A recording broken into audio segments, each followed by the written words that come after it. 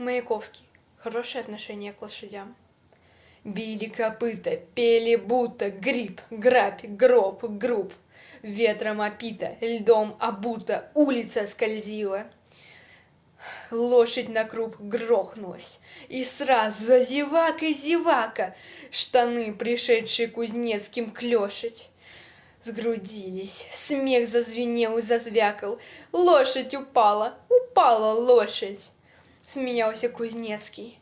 Лишь один я голос свой не умешивал в вой ему.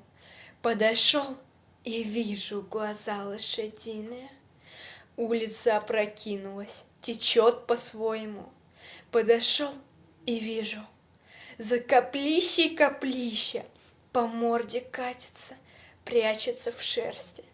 И какая-то общая звериная тоска плеща выливалась из меня и расплывалась в шелесте.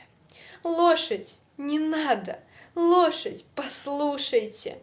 Чего вы думаете, что вы их плоше?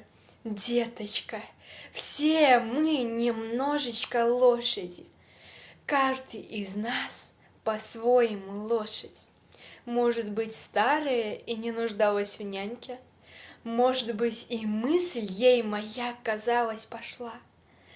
Только лошадь рванулась, встала на ноги, ржанула и пошла.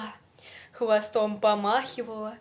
Рыжий ребенок пришла веселая, стала в стойку, и все ей казалось, она же ребенок, и стоило жить, и работать стоило.